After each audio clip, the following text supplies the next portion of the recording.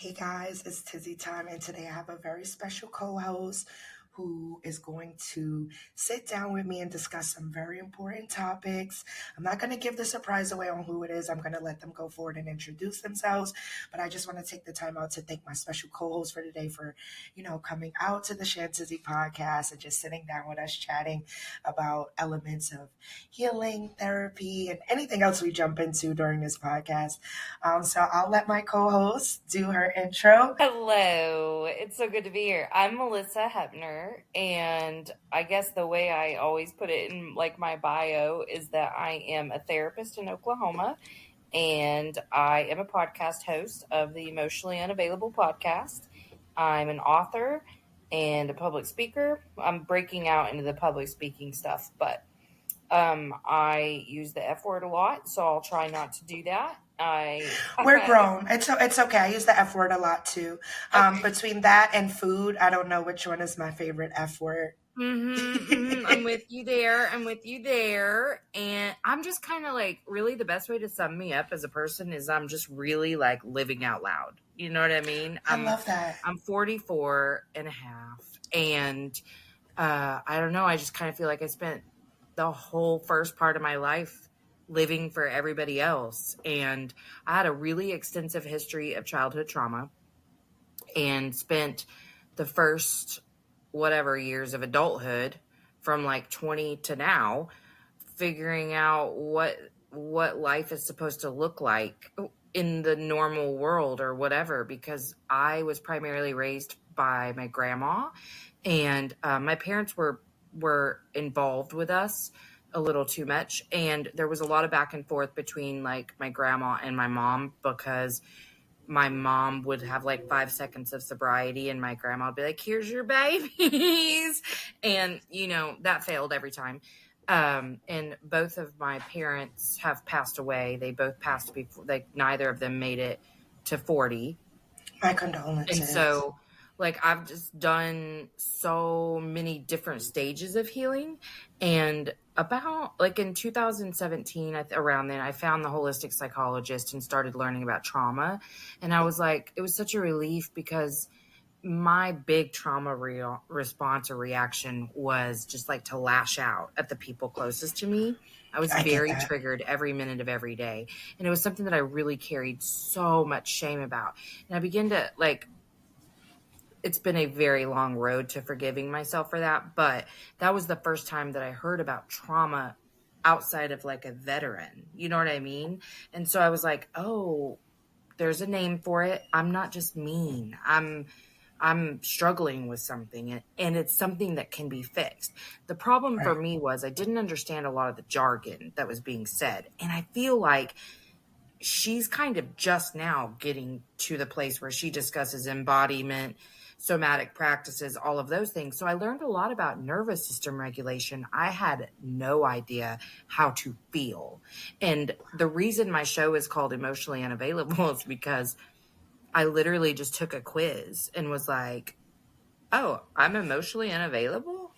I take quizzes for no reason, even if I feel they're not. Oh, me too. Okay, yeah, yes. BuzzFeed used to have it. I'm going to do it. Yes. I don't care. And then you can tell BuzzFeed I'll be excited.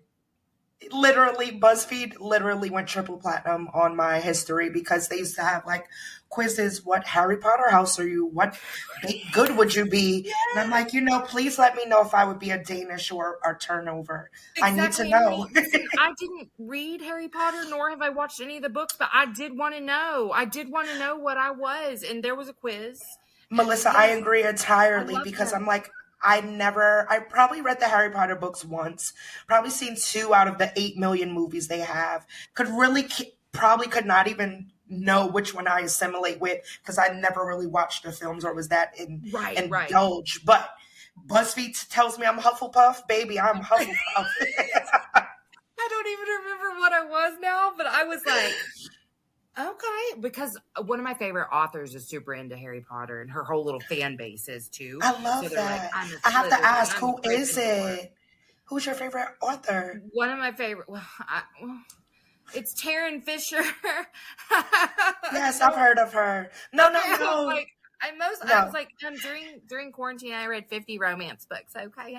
I love that. During quarantine, I read 50 self-help books. See, Not that's really what sure I if I didn't want can to tell you. self-help myself, but I knew everyone else did something, good for them. But during that time, I was like, how do we survive this? I'm just going to disassociate. And that's exactly why I read self-help books. And when it was time for us to, integrate out of the pandemic, I was still like, no, self-help. I have to help myself. I have to be home. Yes. Reading about self-help.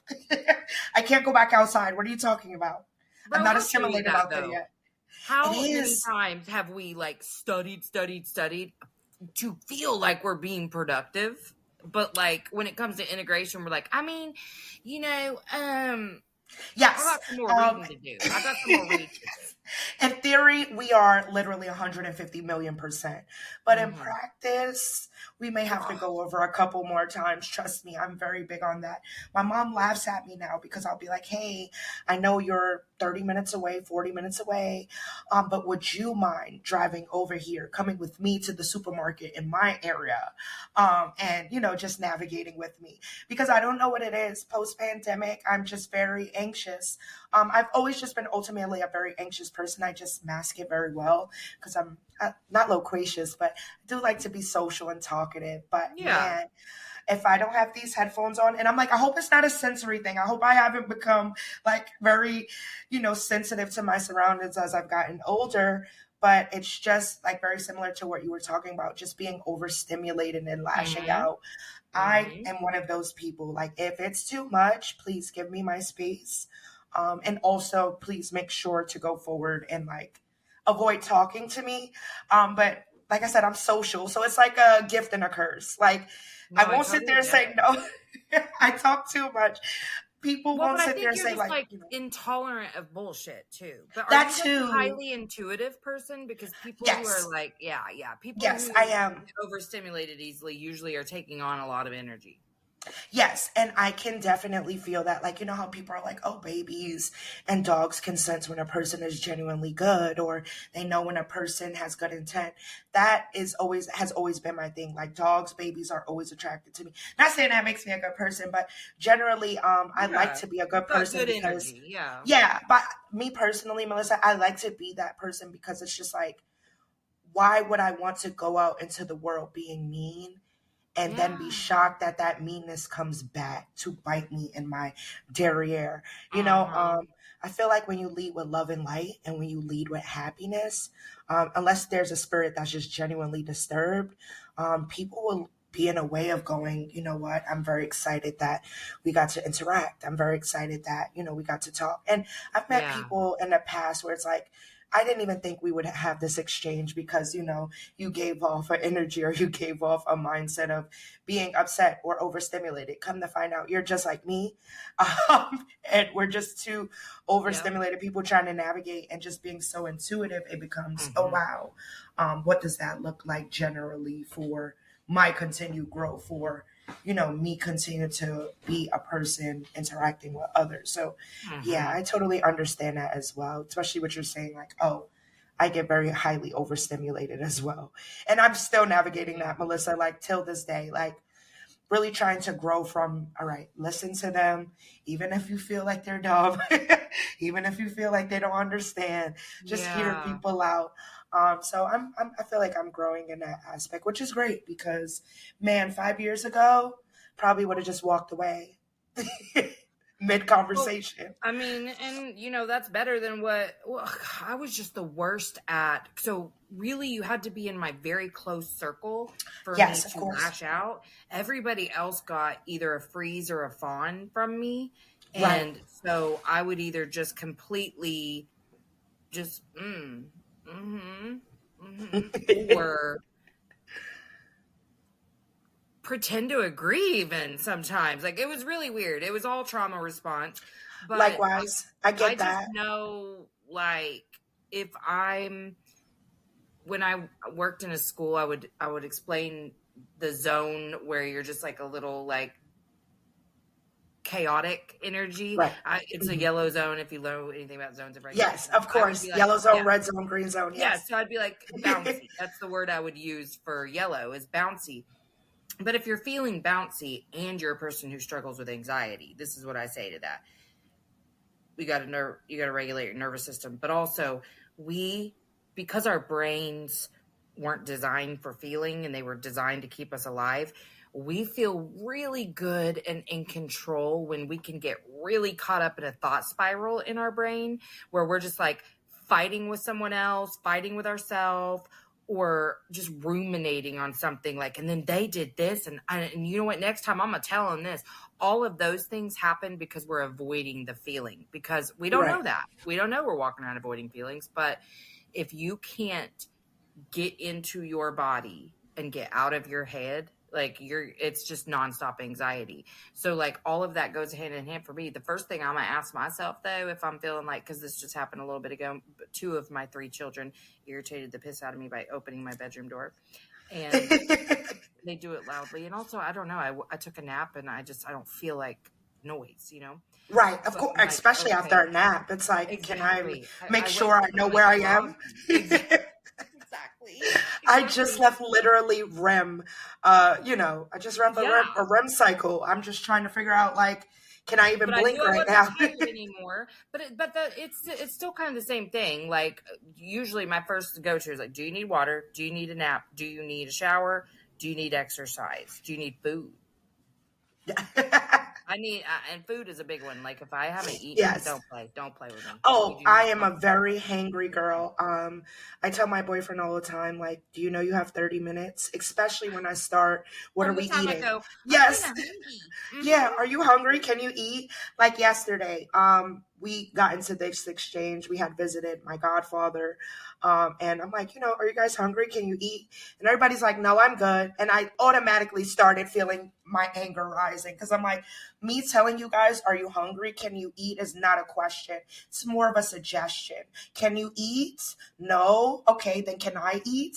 I know you're sitting over there in your betrayal and neglect. Yes. You're like, let me reframe that. Let me give them 15 minutes, and then I'm going to ask again in 30. So by the next 30 minutes, you're talking to kids and you go, and now I'm going to say this a different way. Yes. Very similar to the TikTok videos. Sit down. You see all the gentle parenting videos. Sit down. Sit the F down. So that was me yesterday, literally. But ultimately, when I got home, I realized there was food at home, and I was happy I ate at home, because I love the way I cook. I love food in general. I'm not privy to, I can't eat that because I didn't cook it. But I'm very big on, like, my spaghetti. I am anal about eating other spaghettis. Yeah, I eat spaghetti with ground turkey. I prefer that to beef, because you have more of a seasoning. And it goes really good with, like, peppers and onions and garlic. So, man, when I got home, I devoured it. And I was like, that 2 hours earlier was just traumatic. Like, imagine I made you spend money on McDonald's and this amazing pasta was here. I was out of body. So I totally understand. If you are hungry, you cannot regulate, like, period. No. I've had to learn, like, don't even try. Just stay away from people. Like, very true. It's not possible. Very similar to sleep. Level of hunger. Oh, yeah. It's tired. Yeah, tired. And girl, man. Get the two playing together, and it's World War III. Okay. Oh, yeah, absolutely. And then throw in because I have anemia. I'm not sure if you do, but I feel like all women, we are, like, privy some point in our lives to just being cold all the time or super hot. But man, don't let me be in a cold environment and there's no food or my bed near. Yeah, it's giving. Kami. I'm a snacker too. I really like snacks. Yes, I'm very big on snacks. Lay in a warm bed and eat snacks. I'm very big on snacks, and don't let it be like goldfish. Something that's, like, healthy too. Like, I'm very big on, like, moderating my, like, intake, because I can eat a chip every day, all day. Like, man, you put chips and cookies in my face. Yeah, I've been trying to be, because I'm like, I love to snack, and I sometimes garden. And when I garden, the munchies attack, and you can't eat. I'm in But that listen, battle with my life right now. yes, I'm telling you, you cannot always have chips because the munchies will go hard. And I'm like, Mine is the if you sugar. Mine is the sugar. That's what I want to go for. really, Yes, in the I've munchies, yes. over the years I've transitioned into chippy. Like but I'm slowly starting to center back into like sweets, like a fresh baked cookie. Man, Thank you. And listen, man, I've been learning to bake, and I I am don't such a know. shitty baker, Melissa. If you want me I to am cook too, but I'm macaroni, learning. I'm any type learning. of like like food based macaroni, pastas that are baked, chicken that's baked. Yeah, just got that in the bag. But now if you're like, hey, make bread from scratch, like I'm not one of those See, that's girlies, what I'm learning. I'm unfortunately. learning how to make bread, and I'm learning how to make cakes and these cinnamon rolls, and like, oh damn, it's good. My kids are like, two of my kids are grown, but they're like, damn, mom. I'm like, No, well, it's literally fine. with my mom. My mom started to implement almond flour into certain things, but she's in her healthy era, and I respect it. But I'm like, do not offer me cookies baked with almond flour. Don't do that. Some of Please them are don't. good. So Some I are. had to do Some like are. a vegan thing for like 9 months because I was getting alopecia whenever I was a teacher. Weird. And Wow. I used almond flour for lots of things. There's a really good almond flour cornbread recipe that you make with jalapeno. It Ooh. is so good. You have to send it to me. And I've been seeing like I call it spicy cornbread, but the jalapeno based with the kind of like the honey syrup or, things of Yeah, I that haven't nature. tried one of those yet with the honey, but I want to really Yeah, bad. I want to too, like the honey cinnamon butter. I was supposed to do it on Thanksgiving, but it was really intimate this year. Usually, like we're with 20, 30 family members, but me and my mom decided to do it real intimate, just me, her, my dad, my brother, and my partner. And it was super nice. Like I was thankful I didn't have to cook much, but in the same breath, Yeah. it's like you realize how much gluttony goes into Thanksgiving, Yeah, I do. especially when it's I intimate really like that. Like all we the food you made have to bring home. so much stuff. My son and I found a recipe. It was a peach cobbler cheesecake, Oh, and we made it, and it was everything you would hope it would be. stop the press. It Like was I'm going to look for the recipe right now. it was That amazing, sounds and it like really wasn't everything. hard. We had never made anything Oh like that, and it wow. really was not hard, and it turned out amazing. I love peaches. I'm a big peach girl, even from Me young. too. And Me so too. to hear that there's a peach cobbler, and I'm not a big peach cobbler fan, but I've had some that were like out of this world. But a cheesecake, man, let me Exactly. correct that. There's no cheesecake recipe I wouldn't try. I had key lime Exactly. cheesecake the other day. I bet it was Man, amazing. oh my gosh. And I my only complaint was it was a little limey, but that because lime and cream cheese, that curdle kind of give it that sour taste. But Hmm. it was politely sweet, Melissa. Politely sweet. Like you had the little kick of that You're tang, making me but the hungry. sweetness, I know. And like the rice in the background is not helping at all because I'm like, oh man, I Oh, haven't you're eaten since smelling it. You're like, breakfast. I'm I'm hungry. like, but definitely like, oh my gosh, food is my happy place. Yeah. Me too. Me too. If I could just be one of these influencers who ate all the time and reviewed, if I didn't have to get fat though, like not fat, I but know like that's I the would say problem. unhealthy eating, like man, I mean, It'd be fucking with my A1C. I'll just tell you that. Like my blood sugar's up. Okay, my blood sugar is up. literally, and I don't need my hormones thrown off. Like I'm like, Yeah, listen, exactly.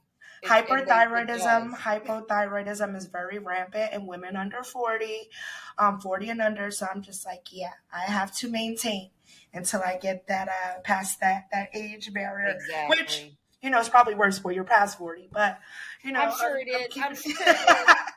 I They're do like 40 now and feel under. the effects of an Yeah. unhealthy lifestyle. I can't even like sit down for more than 5 minutes and stand up without like looking like I'm paralyzed. Like I'm Me, half oh my asleep. gosh, like I'm to the point where I'm like, let's just get over it. Like, my building has like an elevator. It's horrible. Sometimes the elevator is broken and we have to come through the back door or we'll have to run up the stairs. And Oh, sometimes I'm just like, oh my gosh, like let's just get it over it. It's only 3 floors, by the way, Melissa. So by the time I'm on the third that's floor, a I'm like, lot. That's a lot. I'm If I like, could even go up no. one floor, but I will say this: Even when I was in the best shape of my life and running like a full marathon, stairs did it to me every time. I'd be like, Every time. Every time. like a pug, you know what I mean? Or a bulldog. And I'm so self-conscious about breathing outside. Like, so I'll be like holding my nose, or I'm like, catch your breath. Catch your breath. Me too. Me too. And I'm starting to be like, I'll just, they're doing it too. So I'll be like, these stairs is getting me. Are they getting you? Okay, breath. And they're like, but my oh my thing gosh, is too, me too. My thing is too, Melissa, it's like, why should we be shamed for actually trying to make a difference? Like, it's just like people being upset that people who are plus size are going to the gym. Like, do you want me to, should we have like a plus size only gym until I reach your body standards and then I can come to your skinny gym? Stop staring at fat people at the gym. And I saw somebody make one of those annoying funny post the other day. Can the people who made a New Year's resolution go to the gym just go ahead and quit now? Because it's too busy in here. Boo. That's like me saying, the people want to chase their dreams and start a podcast. Did you buy your mic from Best Buy yet? Is the quality good enough? It's so horrible. Especially over the past couple of years, because we grow not only through trauma, and I think this is a good segue to start talking about, how you aid people in trauma and healing, things like that. But I found like when I was living in Georgia, I moved to Georgia fairly young, around like 24. Started a new life, then moved to Florida. And I had a lot of trauma. But what I realized, like shifting from that mindset of trauma, I realized just being in a place of loving yourself and being like content, or learning like what the trauma was supposed to teach you, has put me in a place of being a lot more understanding of others. Before I used to have a mindset of like, I'm not saying I'm better than you, but I'm not you, like kind of like a non-humble type of. Well, inside you was like, I really am better. I'm that bitch, like, mind you. No, I'm not saying better, but in my heart, I was like, but better, Of course, but better. But it's so funny that we are not experiencing life like life can happen. At that time, we think we're better. And, I had just graduated college, started a job in my field, just making money, the it girl. And then God said, snatchies. Life said, snatchy, snatch. And, you have to learn how to go forward and navigate life. And I feel like, not thanking trauma, because absolutely not. Trauma, get away, don't ever come back. But in a way, kind of thanking trauma for putting me in that bubble to be in a place of humility. So my question to you, Melissa, would be, what are some ways you would tell those, whether, and it's not specific to age, but those, going through trauma, or I would hate to say that, I hope there's nobody out there like this, but invoking trauma on others. But how would you suggest they go forward and navigate life to get to a place of healing, or get to a place of not being triggered through trauma? For me personally, I was in a really bad mental health crisis because I had just reached burnout in every area of my life. And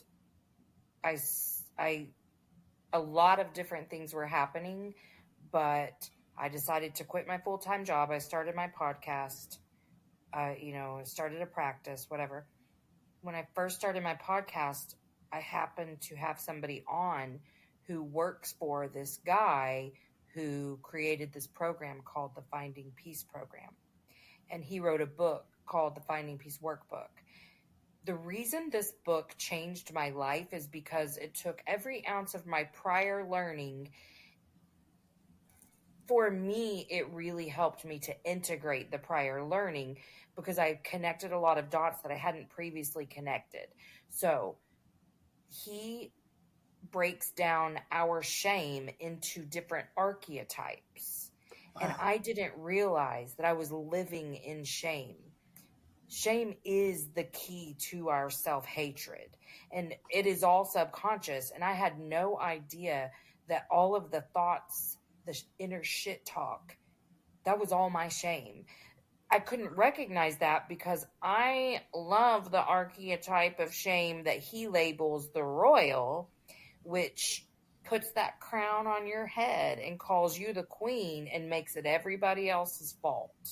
Right. And I was so good at protecting myself from the pain that I would feel when I knew I hurt somebody else or failed somebody else or just thought I failed somebody else. My royal would be like, oh, well, I mean, if they hadn't done da da da da da da, you know what I mean? And then the Right. judge is who takes it really hard on you. The judge would come in and be like, girl, now you ain't supposed to think that or whatever, and Be then accountable. another one, they would be fighting with each other. Like I felt crazy. It was really loud, and I was like, I have schizophrenia in my family, so I was literally like, is this psychosis? What is this? And it was Right. just my inner shit talk, so loud. And then I also find that we have 100 million words for feelings, right? Well, he really broke down the 5 attachment wounds: abandonment, rejection, betrayal, neglect, and abuse. And all of a sudden, and I don't even think he really suggested this, but this is the way I integrated. Any feeling that would pop up, I would just link it back to one of those wounds. Like, oh, Right. betrayal just came up. Oh, neglect came up. Oh, and it's so much easier to go, let me get into my body and experience that betrayal or that neglect or rejection or abandonment, instead of being up here trying to just decide what the damn word is. Like, how many times, like, how do I feel? I don't know. Is this disappointed? Is it frustrated? Is it mad, sad, glad? What is this? I don't have to do any of that anymore. I can just say, like, oh, that's neglect, because I know where it started, and I can tell you so many times I've felt that one thing.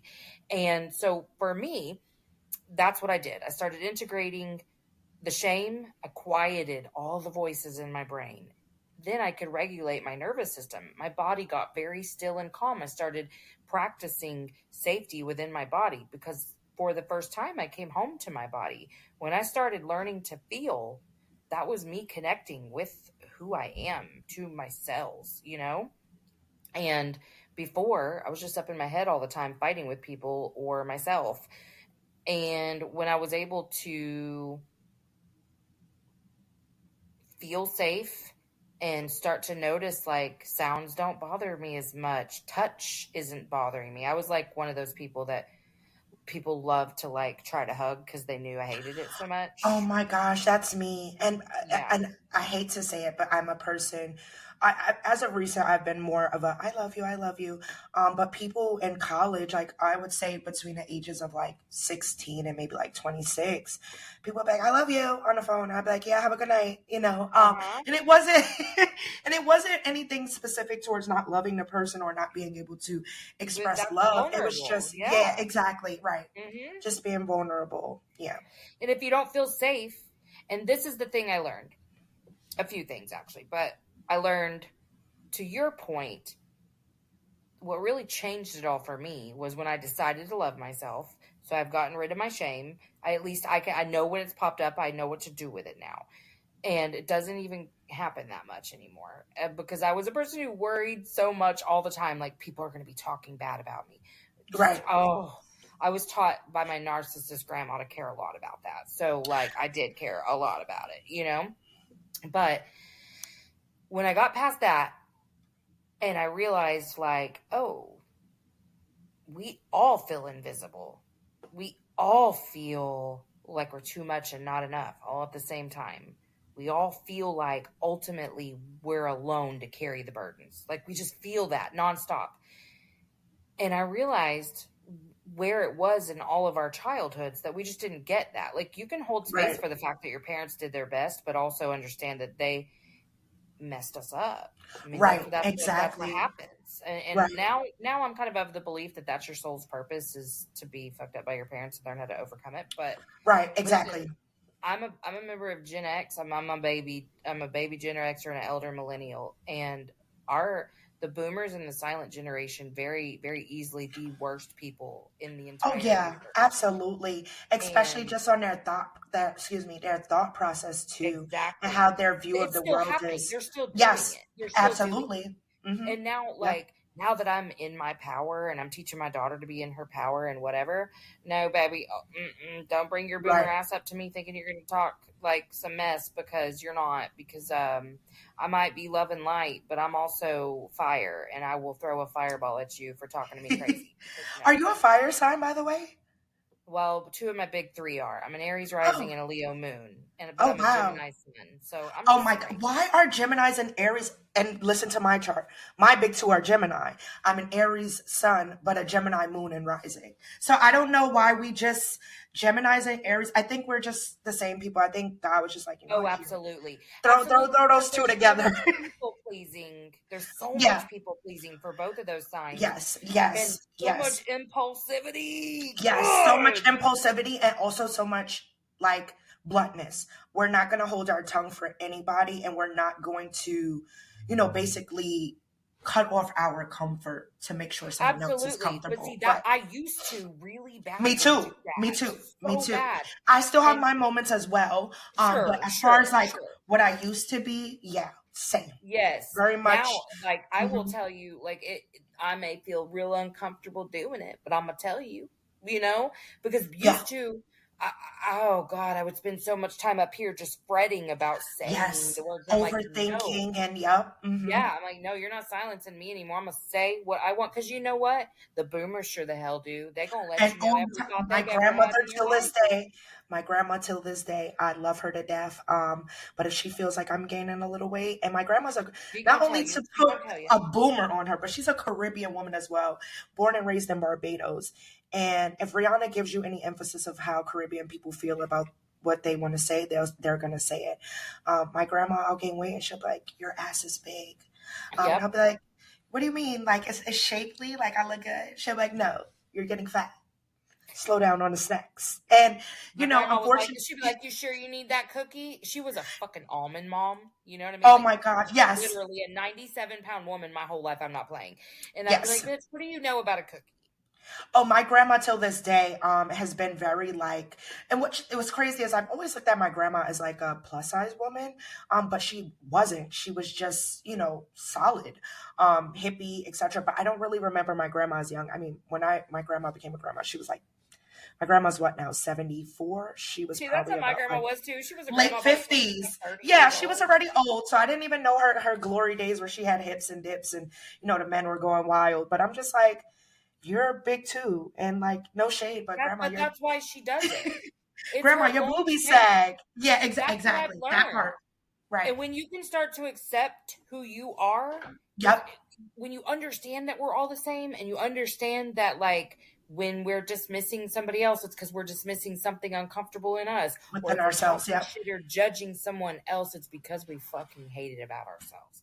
Right. Every Or time. wish we were Every there. time. Like, I Oh, can yeah. see that. And that segues into my second question. What techniques or what advice would you give somebody who wants to actively go forward and shift from that trauma, like breathing or writing down journaling or, going outside? What advice would you as a therapist give to someone who may be a little weary about talking to somebody about their problems and want to still heal? What techniques would you Man, give them? listen, I'm going to be really honest. I'm a mental health professional and have only seen a mental health professional for myself a few times when I was 18. I have always been leery of the mental health community. Why I'm saying that is not because I don't encourage you to go find someone who works for you, but because there's way too much information out there on the internet to help you. Like you can Right, do it all. exactly. You got YouTube, you got TikTok, all these availabilities and like Instagram was where I started to learn like about stuff. And there's podcasts. I mean, Right. literally, like there's so many things that you can do. I had a gal on my show, the Holistic Dolly. She wrote this book called The Five Self-Love Languages. It's amazing. It's Wow, I have to amazing. check that out. I love that. That sounds Yes, like a it's great really title. good. And that's the key. When you can, understand that you can't have light without the dark. So you have to go through that darkness to find your own light. But when you discover the light, you can't accept bits and pieces of it. It is you. Wow. And you have to love every single fucking thing about yourself. Like, even the worst, even like I know somebody who some would label like a serial cheater, others would label them a sex addict. I don't label them. as either of those things because I know what drives that behavior. They Right. reach chemical depletion and they have to self-sabotage Right. for a dopamine hit. That's all that is. Like there's so many different things. So if they would just love themselves, they would already be past that. Like I Right. challenge you to spend 3 days affirming all of the things that you hate about yourself in the most positive way and see how much faster you get past those things than you're doing with all the self-hatred, both subconsciously and consciously. The key to all is love for yourself because love is the highest frequency and it's not love for others. You can't have a true love for others or Until you love receive yourself, love if right? you're not Hmm. giving it to yourself. And when I I learned agree that, with that. because I had the awakening and I felt the love, and then I could feel in receipt of love, where I had spent my entire life feeling like nobody loved me the way I loved them.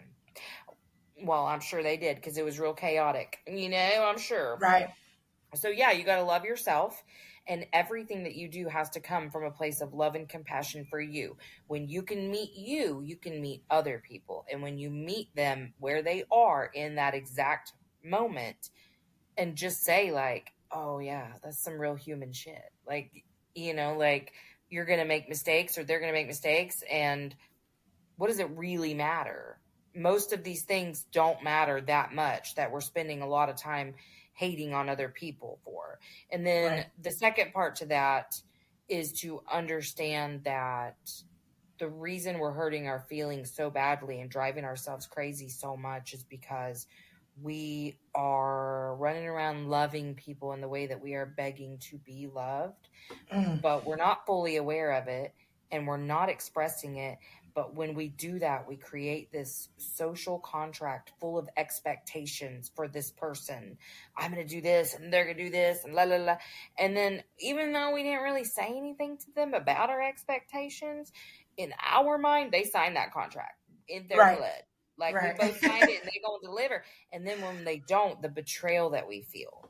And Wow. that just contributes to that narrative of That I'm all consistent alone. hurt. I'm all Right. alone. I'm all alone. Nobody loves me. I'm invisible. And so if you can figure out a way to just be like, maybe I don't have to hate the fact that I'm overweight just because society has told me that every day of my life. Right. Maybe I don't have to hate the fact that I'm reactive. Because if that's your thought when you're starting to feel triggered, is like, oh no, I'm going to be reactive and blah, blah, blah, blah, blah. Here we go again. Well, yeah, I mean, you've probably already used the finite amount of self-control and discipline that we have for the day. So Right. how far is that going to get you? Right. Versus a tool of being like, hey, what do you need? We don't need to like muddy the waters with all of this like self-doubt, self-hatred stuff. Just like, hey, you feeling a little bitchy? What you need? You need a nap? Right. You need, what? You need some space? Whatever it is, just be honest. But if you can't love yourself, you can't be honest with yourself. If you can't be Right. honest with yourself, you're not being authentic with others. If you're not being authentic with others, then the only way you're connecting is through a bunch of shit talk and complaining. And And gossip then is what? true. Perpetuating a very dull life full of negativity. Right. So, what would you say would be the first step, Melissa, into someone who would want to go forward and leave that life of trauma or leave that life of shame or leave that life of, taking on the royal mindset of, I'm perfect, nothing is stopping me, woe could never be me because I'm me? What advice would you have for them within growing? I mean, I really would start with that book, the Finding Peace Workbook. I really would. And I would get Dolly's book, The 5 Self-Love Languages, because you got to love yourself to love others and to receive love. True. And focus on your joy. Be very intentional about joy every single day. Look for something that lights your heart up. If you start there, you're going to just keep on going because that is the highest frequency. That's your highest self. If you can live in a place where you are full of peace and abundance and gratitude, you just overcome all of the trauma narratives. But they were there to teach you, like you said. I mean, we can learn from all of the things that we experience, and we're supposed to. And I don't like to get too preachy about every, like purpose and go experiencing things or even gratitude for our struggles, because I think that's a higher level of consciousness. And if you haven't reached it, it's very triggering. And I remember when I was very triggered by those statements. But I will say this, there was a day that I was able to actually thank everything that's ever happened to me, because you cannot get to this place where you're so in love with your life if you haven't like understood that you couldn't get there without all of that. That's amazing advice. And if somebody wanted to jump into your industry within the healing and mental health areas, like the industry, what advice would you have for them to integrate within that, especially if they feel like very similar to how we were talking, like not too sure of themselves, but know they want to help people? What advice would you give them to navigate taking on someone else's load when they have one of their own? I would say, for me, my mission really seems to have been go through it myself, find what works for me, share it. Right. So I would say, as you're healing yourself, you're going to find a passion for some part of that modality. Like maybe you're getting into breath work. Maybe you like fall in love with astrology like me. All of it. I'm in love with all of it. But like it started with astrology, and it's like, here I am. And now I'm like, I need a spiritual practice, whatever. But like, you will find your way if you're very intent on healing yourself and being in love with you. Whatever it is, pay attention to the things that you're drawn to during that. What maybe for you, even, well, I can't even, I made my stomach hurt to think about, I was going to say like maybe even your thing is church, but it hurt me, so I can't. But, oh, it hurt my tummy so bad. That's funny, but I understand why you say that, especially within physical church homes. But that's a whole other episode we would have to unpack. Exactly. Mm-hmm. But whatever it is, like you're gonna find it. But pay attention to the things that you're drawn to, because that's your light. That you're not. It's not just a beacon for you. You're not drawn to it for no reason, because that's gonna you're gonna become immersed in that light, and then you can be that light for others.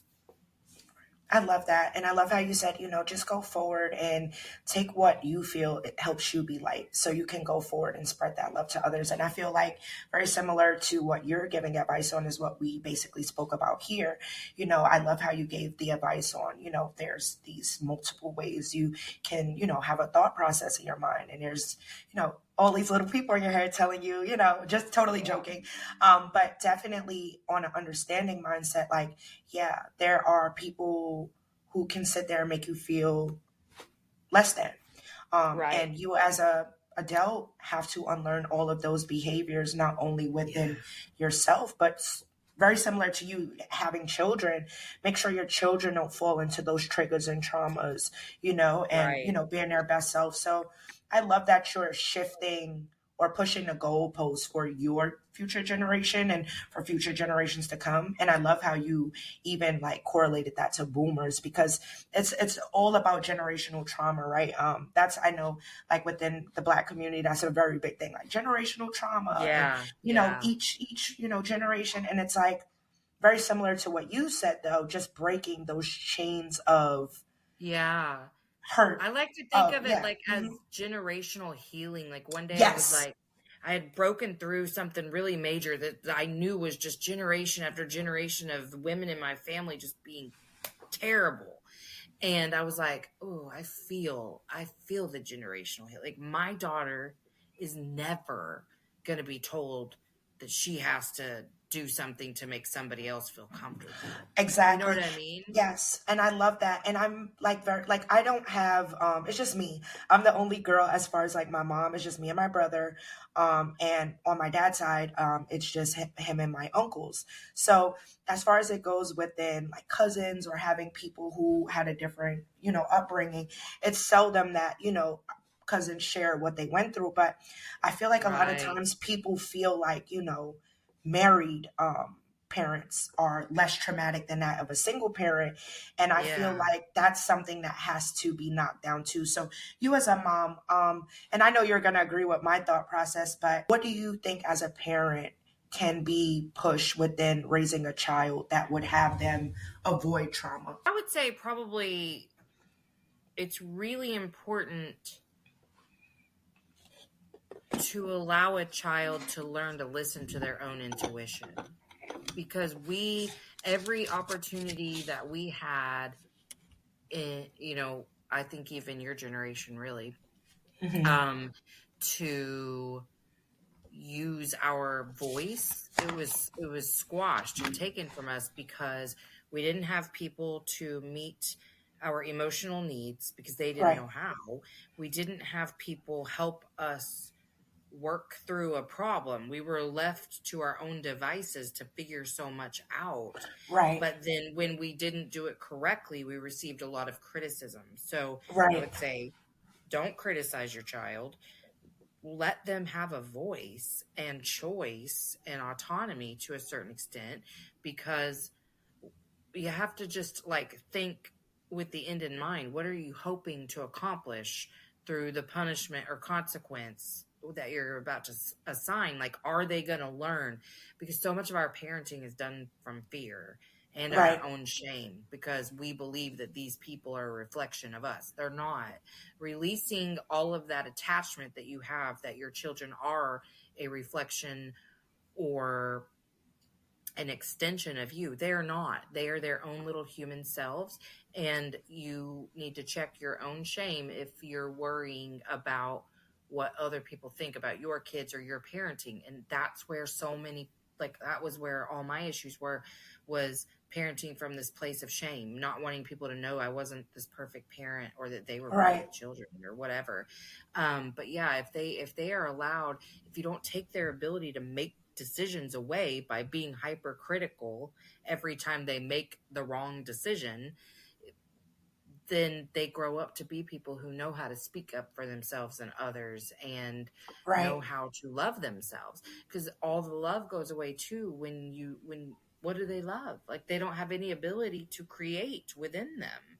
So what are they supposed to? And just guiding them to how to love themselves and how to be themselves. I mean, listen, I don't have all the answers, that's for sure. And I'm doing lots of things to repair lots of things that I've done wrong. And I think that you can't do it all right. And I think your kids are going to have some scars no matter what. Be very willing to hear, and be very willing to sincerely apologize and change based off what your kids say to you. Right. And I love that. That's sound advice. And I think it's great that you're implementing a new way of thinking into a new generation. You know why? Because it really only takes one change, one catharsis. And I love that your generation, Gen X,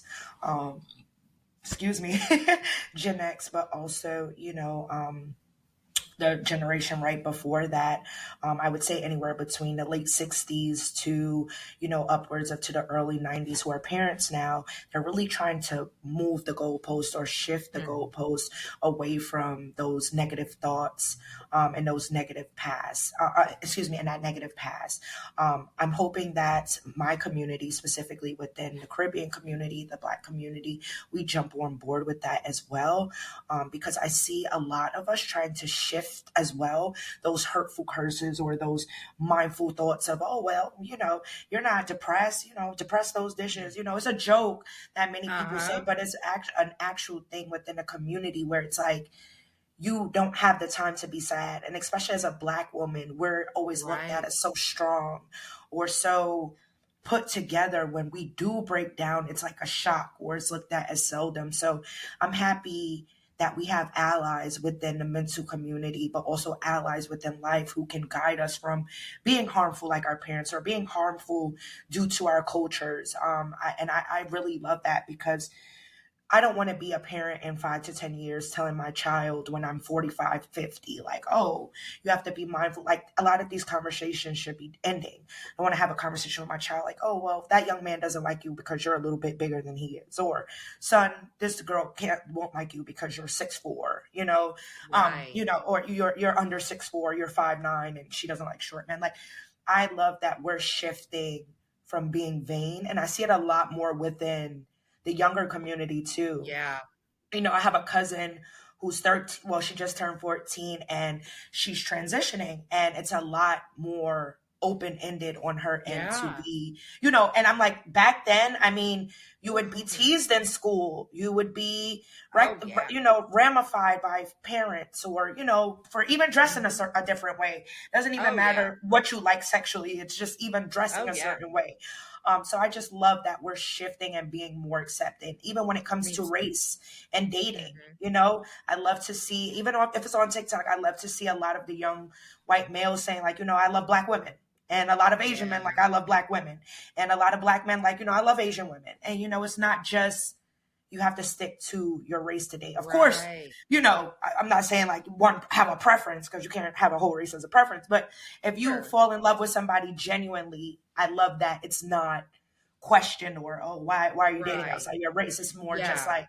like, so I love that we're shifting, even We're gender roles. evolving. Yeah, Yeah. men can cook now, men can stay home and take care of the kids. A woman They can be a sure can, boss, because let me tell you, don't. My husband made dinner tonight, last night. Like, your ass is just as capable, and I don't know why it would even be assumed that it would be me unless somebody asked. I love that. And it's so funny that you mentioned that, because yesterday we had visited my brother-in-law's house. And him and my brother-in-law, my sister-in-law, they just had a baby. And she's so cute. She's only 4 months. And I'm like, oh my gosh, I have to get out of here. You guys just gave me baby fever. I like don't even want kids right now, but like literally we'll have kids if they come out as cute as my niece. But we were talking there, and my boyfriend, his brother cooked, and I'm like looking at him joking, like, you need to get in the kitchen too, because my boyfriend, he does not cook, at least not dinner or lunch, but he makes some bomb ass breakfast, Melissa, and I think Hey, it if kind that's of his, I mean, as long as you're willing to do it, you know what I yes, mean? Like, as long as, but because I'm sorry. I'll never pick up another spatula again if you Ah, assume anything. Okay, I'll be I'm like, oh telling yeah, you. I guess You think McDonald's I'm is a cook fine. all the time, right? Okay. I'm very similar. And I find it so funny, because after we left his brother's house yesterday and I ranted and raved over what he made, my boyfriend jumped up early this morning and was like, it may not be dinner, but, I could cook a bomb breakfast. And I was dying. But I'm like, it's so true. Like, when you're willing to, kill the stereotypes as far as like what men should be doing and what women should do, and Mm-hmm. just really live, like, and Just don't live. tell him I tell anybody this. I mean, it's going on a public forum, but he cleans. He does all the laundry, cleans the house. I don't pick up a thing.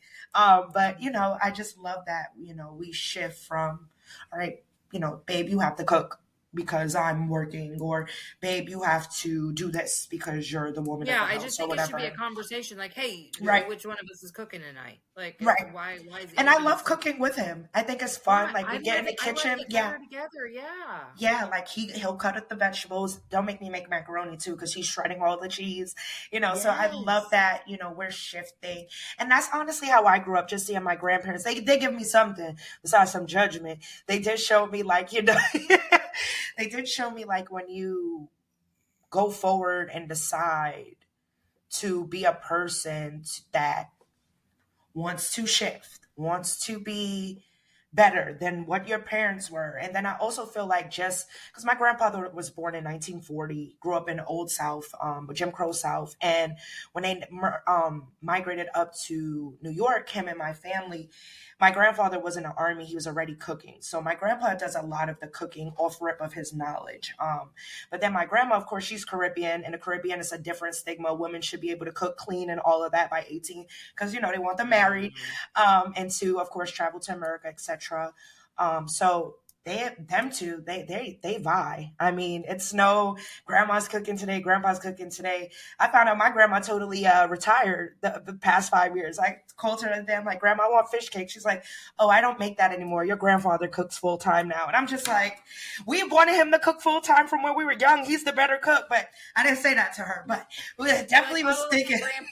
Grandpa, give me some of them fish cakes.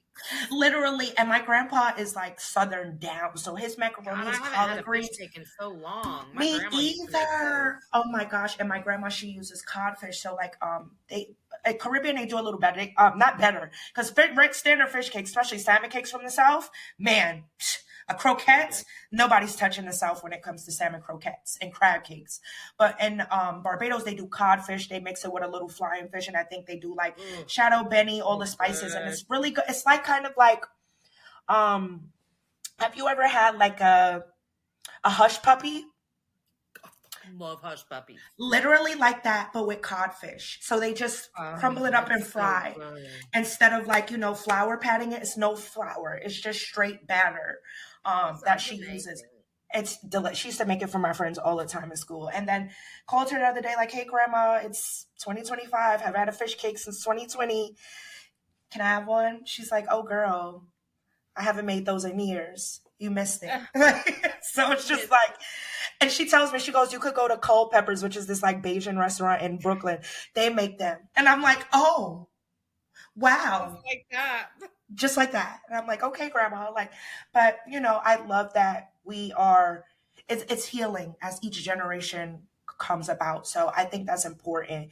And I'm very big on family. So I know my kids, once I have them, will literally be overwhelmed by me being super like, come on, let's do things. It's because now I'm at the age where I'm like, oh man, like my mom is getting up there and like, I need to start doing family things again. Because, trauma, it'll take you away for a little while and you'll be like you said, nobody loves me. Nobody wants to be around me. I want to be by myself. So I'm starting to shift. And you could tell when you're depressed or in trauma, how much you shift from the people who can either really love you or shift from the people who really dislike you and you're seeing it for yourself. So I think healing is super important. I know we're coming up on our last 15 minutes, so I want to give you this time to, of course, tell people where to find you, any events or news you have coming up, and any pieces of advice or any key takeaways, whether it be quotes or any of your own sins as well, because I love you. You're hilarious. But anything you want to give to the viewers for, tuning in. And before that, thank you so much for jumping on. I had such a great conversation. Yeah. And I love how you brought a new view and perspective to trauma, because, a lot of people are like, oh, go to therapy, go do ayahuasca in Tulum and, reset your wires, do LSD. But I love that you said go get on a ketamine drip. No, yes. No, for real. I get it. Well, listen, there are parts of the healing process that are hard, and there are days that are hard, but all of the shit that we do to try to avoid feeling is so much worse for us and so much harder, and it hurts so much worse than to just feel the feelings and move on. So that's probably my number one piece of advice, is start looking into how to experience feelings. You can find most information about me on my website, which is empoweredwithmelisahepner.org. You'll have to check the spelling in the show notes because I'm not going to spell my name, but I'll link it. It's easy to find. And I have my podcast on there. I have my books on there. I have a little merch shop that I play with that's on there. And I have a membership program. It's called The Luminary, and it's small. It's growing. I just started it a few weeks ago, and really it's just a collective healing and becoming the light within yourself and others. And yeah, I think you could probably just look on my website. I've got all the links there. And like on my Instagram, I've got a link tree. I pay money for that. So, if you want to play. Oh my goodness. I was just thinking that. I'm like, oh man, like we as entrepreneurs, especially creatives too. I mean, I think we need like the government needs to instill like a waiver. No way. That'd be easier. GoDaddy, Linktree, MailChimp, all of these websites. I mean, they're doing too much. Melissa, $1,000 a month minimum. Thank you. I need to go and I think I'm actually down to about. I think I'm under $400 a month in my cost. That's and I think good. I can eliminate a couple, but I got to go find. I need This to is cancel some me. services I'm no longer using. This is me. And then in the same breath, I'm like, but I also need to start implementing heavy. Like, I need another domain for a nonprofit I'm thinking of starting. And then I need this. And I need to pay a month for the website to be maintained. And trust me, I'm the same way. But I'm roughly around, like, I would say anywhere between $3 and $4.50 a month for maintenance of all social media platforms, all websites. But then I have platforms like Riverside, which I'm on now. And I'm like, dang, maybe I should pay $14.99 a month for this too.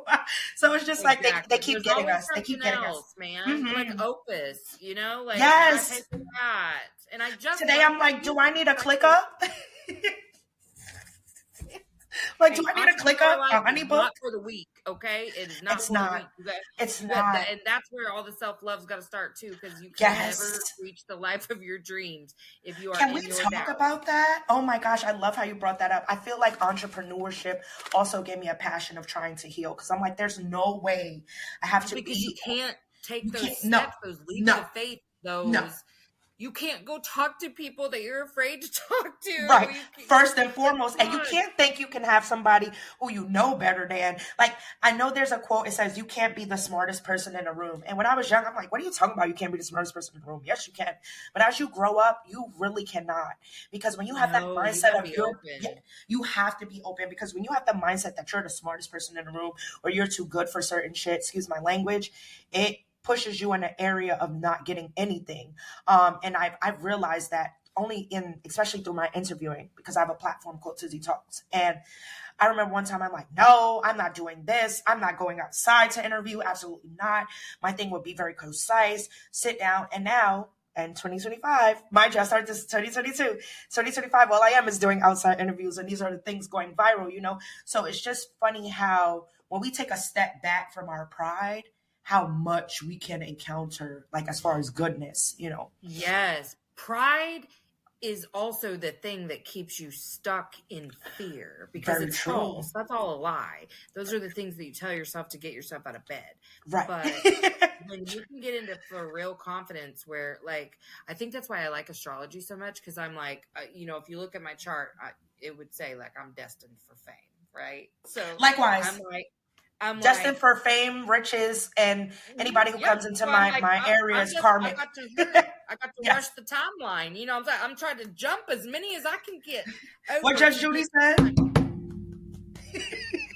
I'm like, oh, and I was born under a Venus retrograde, and it's about to go retrograde again. I'm like, wow. Rich, is this it? Is this it? But, like, it's just little, whatever you need to get over that fear of talking to people, of being perceived, of being embarrassed. Like, I just don't give a shit anymore. I'm just doing it. Like, the fear is there. Well. And then I go, oh, we don't care about that. And I go do the thing. Look, you know how the kids go, like, me too, very much me too. And it's so funny because I was always viewed as a person who didn't care, because I had a very high confidence. But at the time, you know how they say fake it till you make it? My confidence a lot of the time was fake it till I make it. It wasn't until I got older, I would say around like 24, after I got my master's degree at 23. And I was like, I can't keep faking it. I'm not super proud of myself. I'm not a person who is confident. I'm just portraying confidence. And then I was like, but you should be confident. Why are you not? Like, you're not an ugly girl. You're not, as much as people are like, you're plus size, being fat has never stopped anything. So it's just like, why do you care? Why do you care about people who would never know what it is to be in your shoes, judge you about how you're navigating life? And honestly, that's been my mantra for days on end.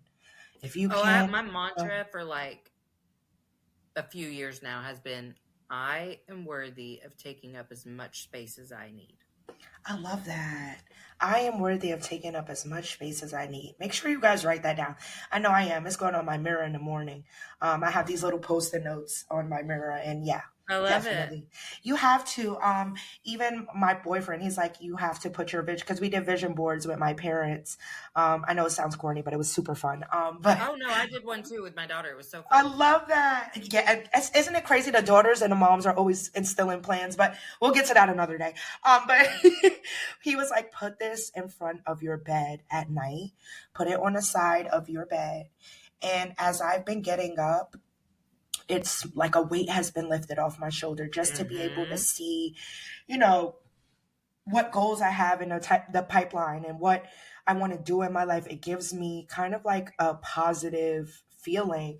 And then just being able to journal, to do my prayers.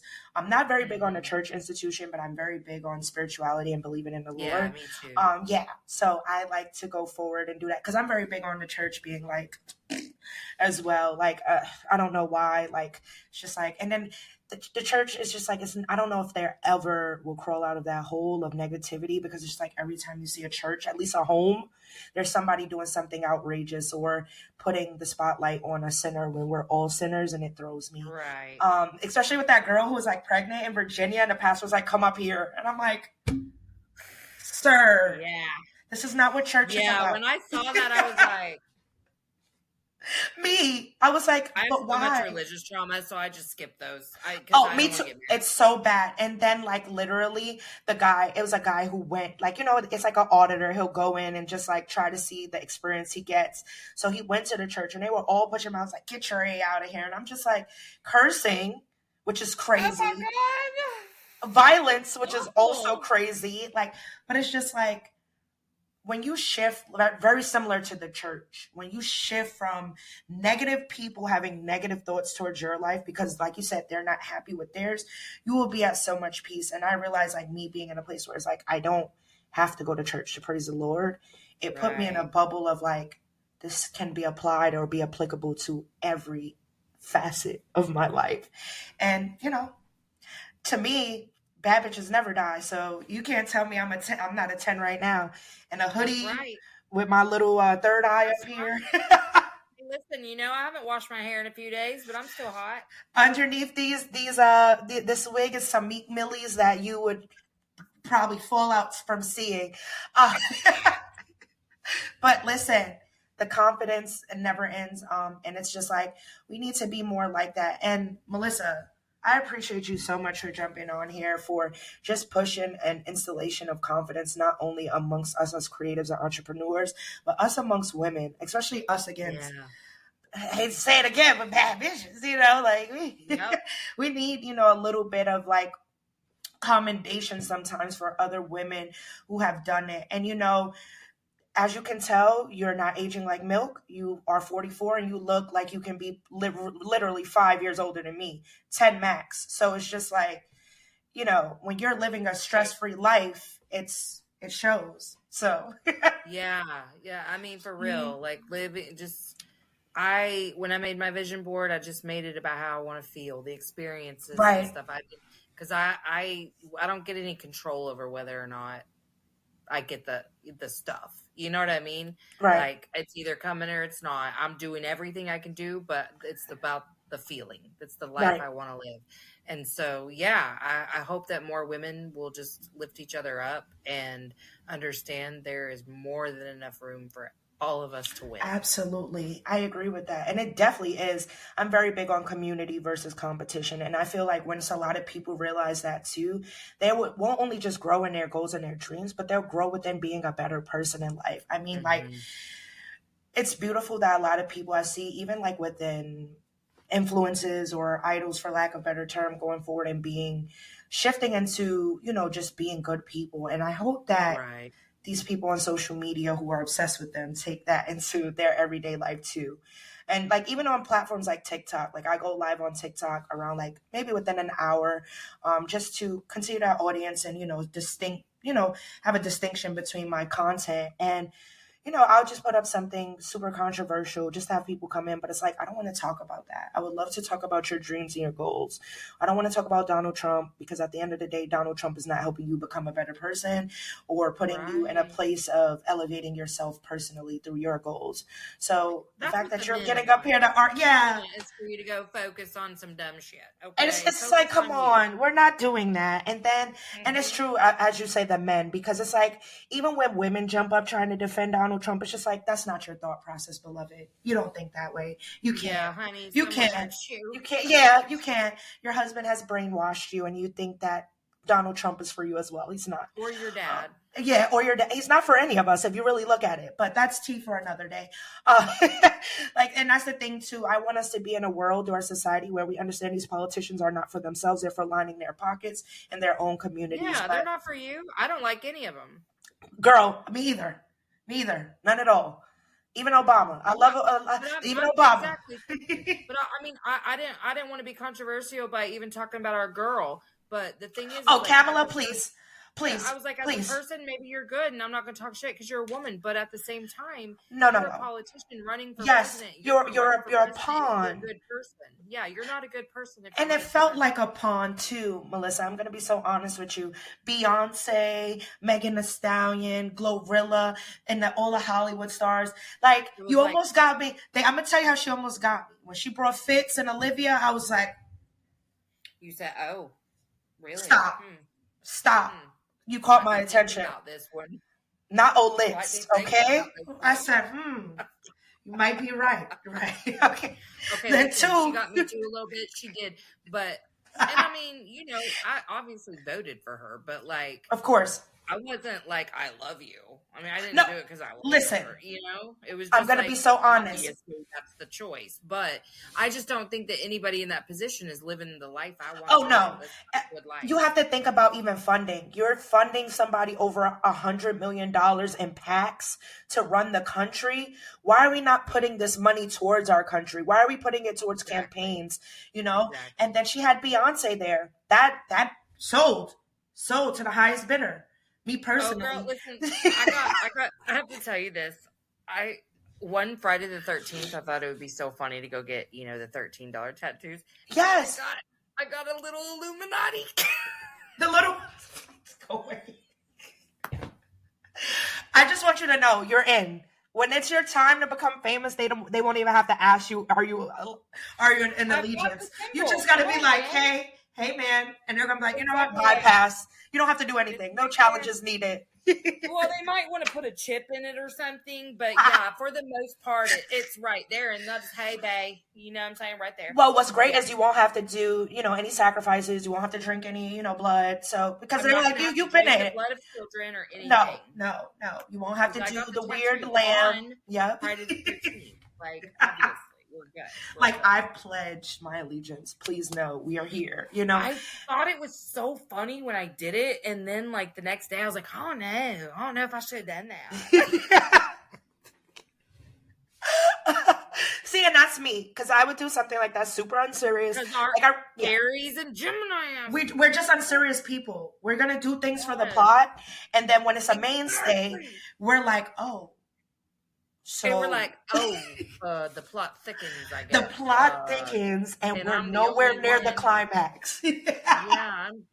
I was laughing with a friend, and I've started saying this a lot now, but I was laughing about something. I was like, how the British are like, oh, have we lost the plot? And so have we lost the plot? Yes. So much. We have. Actually, I feel stupid. I go, I don't even know what that means. And she's like, because I was thinking like a burial plot.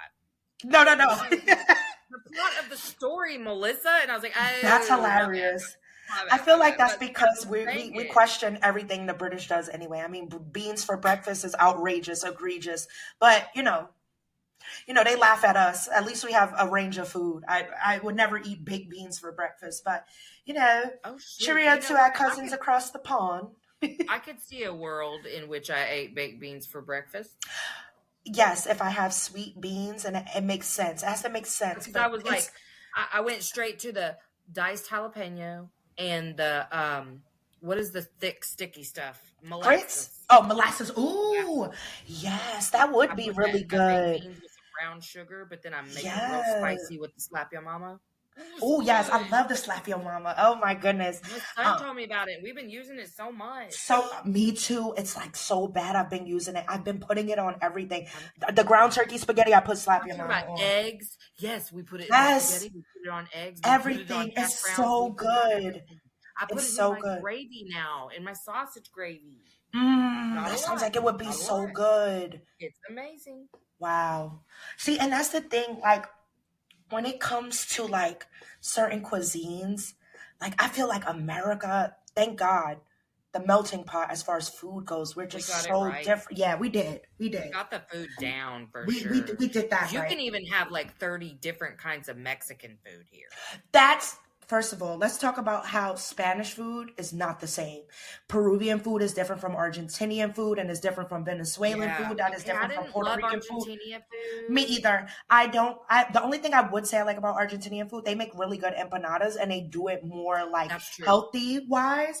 But as far as the food, no. I love their empanadas, but the food. That's the only foreign country I've ever been to. But like even if you just get a little packet of the rice, the Mexican rice versus the Spanish rice. Yes. And it's a big, and you can tell the difference with that too. Yes. I don't like the Spanish rice. It's long. I don't either. Longer. Yes. I'm not a big fan, especially with the Goya. Yes. And I like my, I hate to say it like this because somebody's gonna be like, "How dare you, blasphemy? You're a Caribbean person." But I like my rice soft. I don't like, and Caribbean people like to make rice and peas, so it's a little bit harder because the beans are a bit softer. And that's not comforting to me. No. And for me, rice is a comfort food, and I love rice and beans. Oh, yes. So I can only eat my own rice. Yes. Thank you so much for jumping on with me, Malisa. I really appreciate it. Thank you so much for, sharing your story and just having a super informal conversation with me. It was super lightweight. I loved it. We had a few laughs, which I think is super important. And I really enjoyed my time on the podcast with you. If there's anything you want to say to wrap up before we sign off, this is your time to do it. And yeah, thank you so much again. Thank you so much. This has been so much fun. If you like the format of this conversation, this is kind of how all of my conversations go on my show. I like super informal. My chaos and calamity is not ever edited out. I'm super authentic. Likewise. And, I have really cool people and we have great conversations about all kinds of things. And so if you go to my website, it should have a link somewhere. There's amazing things in a pipeline. Just make sure you guys follow her to see any upcoming events or any upcoming episodes for Emotionally Unavailable. And, grab your spot to be on the Emotionally Unavailable podcast. You heard her. She likes an informal conversation. She loves to talk about a wide range of things. And I feel like when you meet a person who you could really just delve into fun conversation with, you take that chance and you jump on a platform and share yourself and, share your personality. So I appreciate that you did that today with me as well. So thank you so much again, Malisa. Seriously, thank you. It was a great time.